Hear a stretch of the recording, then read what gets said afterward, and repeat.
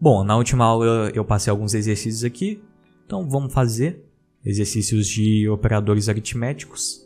A gente tem aqui o exercício 1 da idade, que é crie um programa que define o ano de nascimento, o ano atual, como variáveis inteiras, calcule a idade da pessoa e exiba o resultado. Então a gente vai receber o ano atual, o ano de nascimento e exibir o resultado, a idade. Vamos fazer isso aqui, apagar isso daqui da última aula. A gente precisa de uma variável para o ano atual, current year. Eu vou passar meu 2024. E a gente tem uma variável para o ano de nascimento, o birth year. Que aqui no primeiro caso, vamos ver, eu coloquei 1990.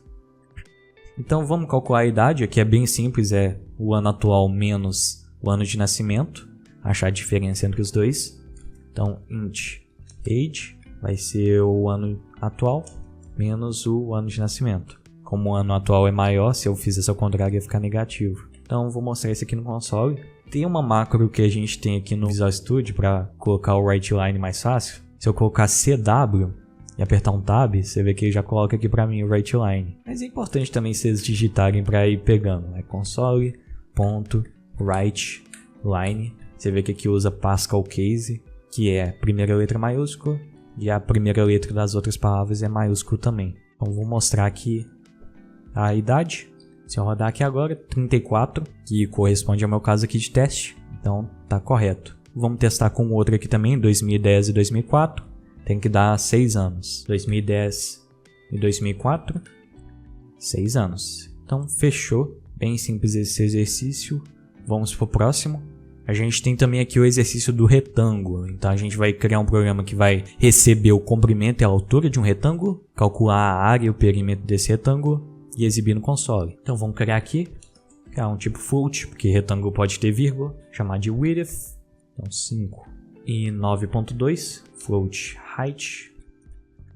Então a gente vai exibir a área, vou colocar numa variável também.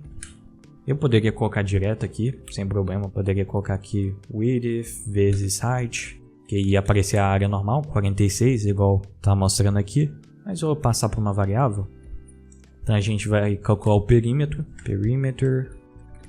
que é igual a width. O width tem que ser 2 vezes, que o comprimento está em cima e embaixo. Então 2 vezes o width mais 2 vezes o height, que é a altura. Então 2 vezes o comprimento e 2 vezes a altura. A gente somos 2 e dá o resultado. A gente poderia simplificar isso daqui, colocar esse 2 em evidência, que aí ficaria 2 vezes width mais height, que aí é a mesma coisa, porque aí multiplica o 2 pelo width e o 2 pelo height, que dá aquele último caso que a gente estava. Aqui, como está entre parênteses, vai fazer essa soma primeiro e depois vai multiplicar por 2. Daí aqui embaixo vamos calcular a área, igual a gente fez lá embaixo.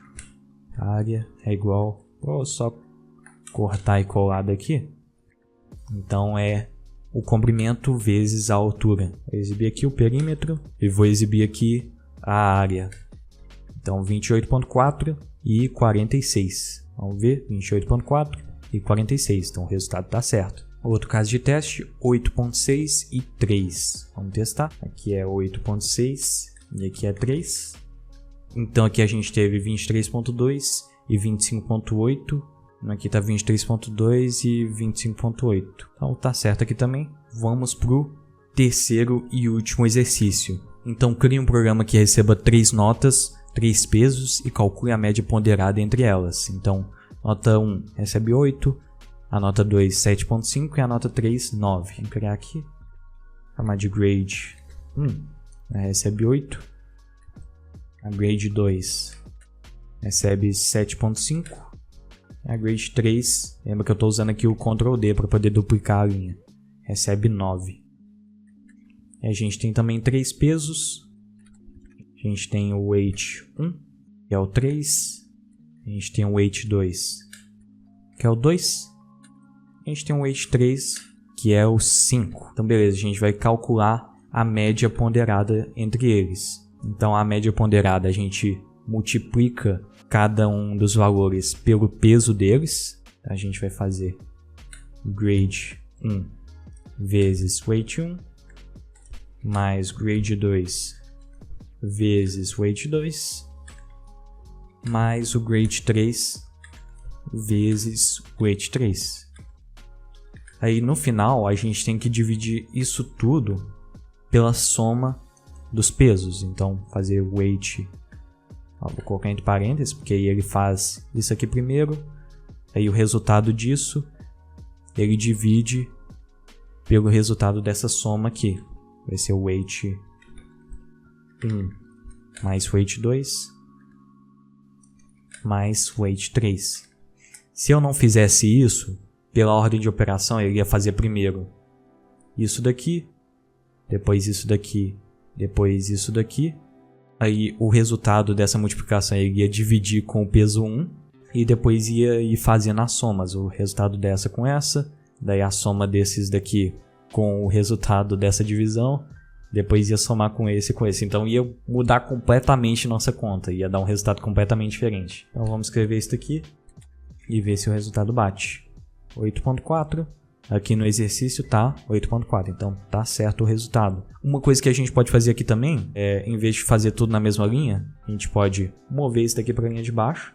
Então média, a gente vai dividir o valor que está nela com essa soma entre os pesos.